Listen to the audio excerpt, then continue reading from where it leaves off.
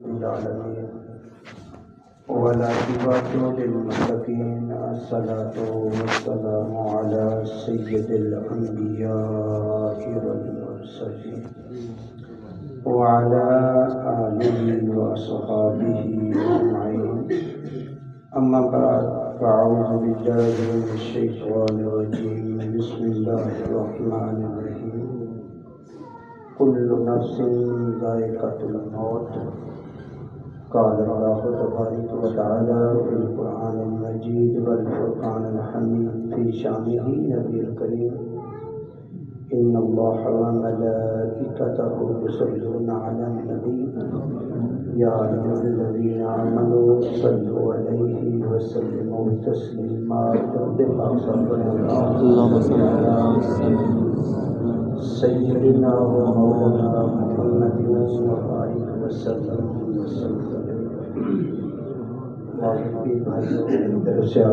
السلام علیکم ورحمۃ اللہ وبرکاتہ۔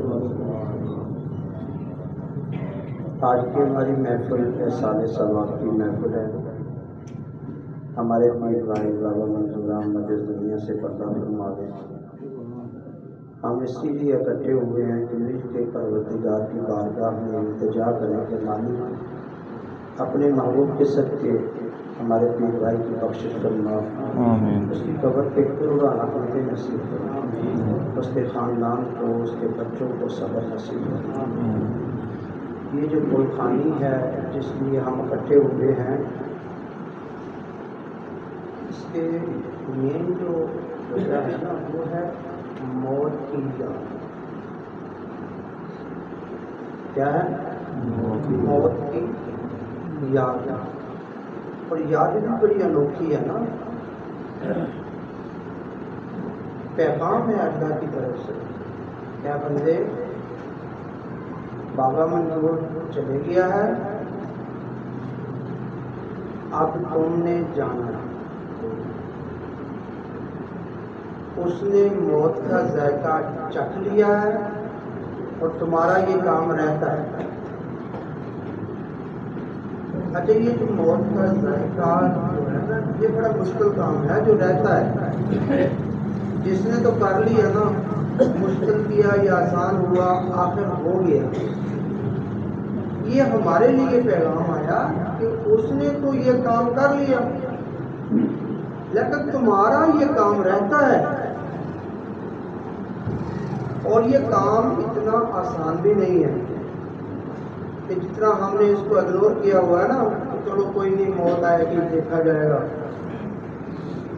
حضرت عیسیٰ علیہ السلام کیسے، میں مثال نہیں لگاؤں، اس کے بعد واقعہ میں بتاتا ہوں کہ بچہ گاڑی لیتا ہے، گاڑی جا کے بنگلہ بناتا ہے تو اس کی خواہش ہوتی ہے کاش آج میری ماں ہوتی، میرا باپ ہوتا، دیکھتا کہ تیرے بیٹے نے گاڑی لی ہے، تیرے بیٹے نے کوٹھی بنائی ہے، تیرے بیٹا امیر ہو گیا، میری ماں ہوتی وہ بڑی خوش ہوتی، میرا باپ ہوتا بڑا خوش ہوتا۔ لیکن نظام قدرت ہے نا، یہ تو جدا ہو ہی جاتے ہیں۔ تو حضرت عیسیٰ علیہ السلام نے جب نبوت کا اعلان کیا تو پیچھے مخلوق، آگے نبی، مقام نبوت۔ تو دل چاہا کہ آج میری ماں ہوتی نا، آج میری ماں ہوتی، دیکھتی کہ میرے بیٹے کو اللہ نے کتنی شان دی ہے، مقام نبوت دے دیا، اتنی مخلوق، اور پھونک مارے تو پرندے اڑ جائیں۔ تو کچھ صحابہ کو ساتھ لے کے، اپنی امت کو ساتھ لے کے اپنی ماں کی قبر پہ چلے گئے۔ بڑی یہ بات سننے والی ہے۔ ماں کی قبر پہ جا کے آواز دی نبی نے، امی میں تجھ سے اداس ہو گیا، میرا دل چاہتا ہے میں اپنی ماں کو گلے لگوں۔ امی، اللہ نے مجھے طاقت دی ہے کہ میں ابھی پھونک ماروں گا، تیری قبر پھٹے گی، تو تیرے اندر روح آ جائے گی، تو باہر آ جائے گا، اور میں تجھے گلے لگا لوں گا، میں بہت اداس ہو گیا ہوں۔ تو قبر سے آواز آئی، اے میرے بچے، یہ اللہ نے تجھ پہ احسان کیا ہے کہ تجھے اتنی طاقت دی ہے کہ تو پھونک مارے، میری قبر پھٹے، میرے اندر روح واپس آ جائے، میں باہر آ جاؤں، میں بھی تجھ سے اداس ہوں، میرا بھی دل کرتا ہے کہ اپنے بچے کو گلے لگاؤں، میرا بھی دل لگتا ہے کہ میں اپنے بچے کو ملوں، محبت کروں، سینے لگاؤں، لیکن بیٹا سن، تو پھونک مار کے میرے اندر روح تو ڈال دے گا، لیکن یہ روح تو پھر نکالی جائے گی، لیکن مجھے تو پہلے پتا ہے کہ پہلی روح کیسے نکلی، اب میں دوبارہ وہ کام نہیں کروں گی، یہ بہت مشکل کام ہے میرے بچے،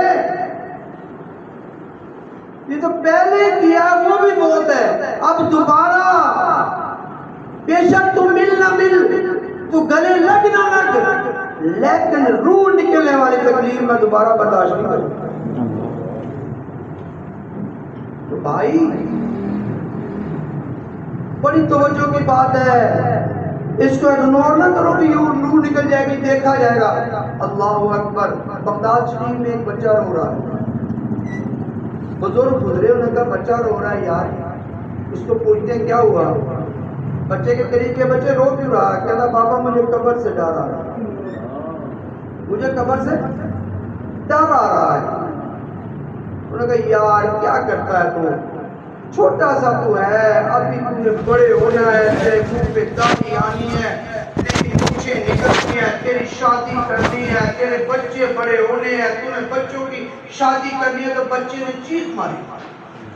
کہتا بابا مجھے جھوٹے دلاسے دے رہے ہو، کیوں جھوٹے دلاسے دے رہے ہیں، ابھی تو بچہ نہیں بابا، میں نے بہت بچوں کو دیکھا ہے جو میت کی چارپائی پہ پڑے ہیں، میں نے بہت بچوں کو دیکھا جو قبروں میں جا رہے ہیں، کیوں مجھے جھوٹے دلاسے دے رہے ہیں، موت کا کوئی پتہ نہیں کس وقت تھا۔ تو میرے بھائی موت کی ہر وقت تیاری کریں، اللہ کے قرآن نے مرنے سے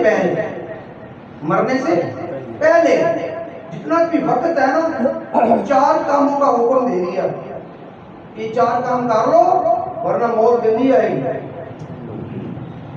موت گندی آئے گی، 4 کام کر لو۔ وہ 4 کام کیا ہیں، میں تھوڑے وقت میں سپیڈ سے بتا دیتا ہوں۔ اچھا پھر یہ بھی فرمایا 4 کاموں سے رک جاؤ، اور پھر یہ بھی فرمایا کہ 3 کام اپنی اولاد کو بھی سکھا دو، یہ قرآن نے کہا، اللہ کے نبی نے فرمایا، سن لو، کوشش کروں گا سپیڈ میں آپ کے دماغ میں امید بیٹھے گی۔ قرآن نے کیا کہا کہ مرنے سے پہلے 4 کام کر لو ورنہ گندی موت آئے گی۔ وہ 4 کام کیا کرنے ہیں، کر لو ورنہ پچھتاؤ گے قبر میں جا کے۔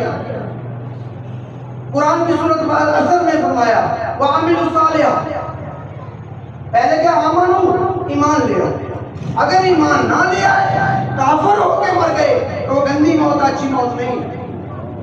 وَعَمِلُوا الصَّالِحَاتِ، دوسرا کام یہ کرو، اچھے کام کیا کرو، گندے کام کر کے مرو گے تو گندی موت آئے گی۔ قرآن پڑھ رہا ہوں، وَعَمِلُوا الصَّالِحَاتِ وَتَوَاصَوْا بِالْحَقِّ، حق کی بات کرنا، اگر جھوٹ بولو گے تو قبر میں جاؤ گے، قبر میں بھی عذاب آئے گا، موت بھی گندی ہے۔ حق بولنا، یہ نہ ہونا کہ جھوٹ مار کے تم دنیا میں چلے جاؤ، حق کے فیصلے کرنا، حق سے بات کرنا کہیں، اور یہ سوچیں کہ ہم تو بڑے آرام سے کہتے تھے فیصلے ہمارے تو بڑے کرتے ہیں، جو وڈیرے ہم نے بنائے، نہیں، ہر گھر میں بڑا ہے، اور بڑے کو بھی نہیں کہا، یہ نہ سوچنا کہ بڑے جو ہیں وہ فیصلے کرتے ہیں، ہر گھر کا چھوٹا بھی فیصلے کرتا ہے۔ جس نے بھی غلط فیصلہ کیا، جھوٹ بولا، ظلم کیا، وہ کبھی بھی معاف نہیں ہوتا، اور گندی موت آئے گی، موت آنی ہے۔ سید کا بچہ بتا رہا ہے، پہلا کام کیا کرو، آمنو، ایمان لے آؤ، آمنو صالح، اچھے کام کرو، وَتَوَاصَوْا بِالْحَقِّ، حق کی بات کرو، وَتَوَاصَوْا بِالصَّبْرِ، آخری کام کیا کرو، قرآن نے کہا اچھی موت چاہتے ہو تو پھر صبر کرنا شروع کرو، صبر کرو گے اچھی موت آئے گی، حق بولو گے اچھی موت آئے گی، ایمان لے آؤ گے اچھی موت آئے گی، اور اچھے کام کرو گے اچھی موت آئے گی۔ 4 باتوں سے روک بھی دیا، خبردار یہ کام نہ کرنا ورنہ گندی موت آئے گی۔ کیا؟ پہلا کام، بڑی توجہ سے بات، پہلا کام ماں باپ کے بے ادب نہ ہو۔ اگر بے ادب ہو گئے تو کسی صورت اچھی موت آئے گی نہیں۔ دوسرا بات، شراب کے عادی نہ ہونا۔ اگر شراب کے عادی ہوئے تب بھی اچھی موت نہیں، گندی موت آئے گی۔ تیسرا کام، اندر منافقت نہ رکھنا۔ منافق اللہ کو پسند نہیں ہے، حق بولنا۔ اور چوتھا کام، بڑی توجہ سے سننا، میرے نبی نے بتایا چوتھا کام یہ ہے، رشتے نہ توڑنا۔ اپنے رشتے نہ توڑو بلکہ رشتے جوڑو۔ اگر رشتے توڑ دیے تو سمجھ لو خدا کا تعلق بھی تم سے ٹوٹ گیا۔ 3 کام جو آپ نے اپنے بچوں کو سکھانا ہے خود بھی کرنا ہے۔ آخری بات ختم کرنے لگا۔ 3 کام جو خود بھی کرنے ہیں، اپنی اولاد کو سکھانے ہیں۔ اولاد کو سکھانے ہیں، پڑھانے نہیں ہیں۔ سکھایا کیسے جاتا ہے؟ مستری کے پاس چلے جاؤ، اس کو میرے بچے کو دیوار بنانا سکھا دو، تو وہ کیا کہے گا؟ کہے گا 4 دن مجھے دیکھتا رہے میں کیا کر رہا ہوں، میں کیا کر رہا ہوں، پہلے دیکھ میری طرف، خود کر کے دکھاؤ۔ جب خود بار بار کرو گے وہ دیکھتا رہے گا تو ایسا ایسا وہ بھی کرنا شروع کر دے گا۔ یعنی بچوں کو سکھانا ایسے ہے، پہلے خود کرنا ہے، تمہاری طرف دیکھ کر تمہارے بچے سیکھیں۔ 3 کام ہے وہ۔ پہلا کام کیا کرنا ہے؟ اللہ کے نبی کی محبت سکھانی، پڑھانی نہیں ہے۔ سکھاؤ۔ کب سیکھیں گے؟ جب تمہارے اندر اللہ کے نبی کی محبت ہو۔ دوسرا کام کیا کرنا ہے؟ اللہ کے نبی کی آل کی محبت اپنی اولاد کو سکھانی ہے۔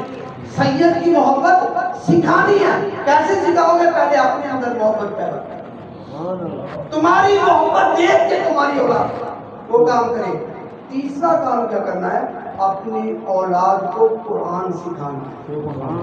تو تمہاری اولاد قرآن کیسے سیکھے گی؟ پہلے خود قرآن پڑھو، خود پڑھو، تمہاری طرف دیکھ دیکھ کے تمہاری اولاد بھی قرآن پڑھنے والی بات۔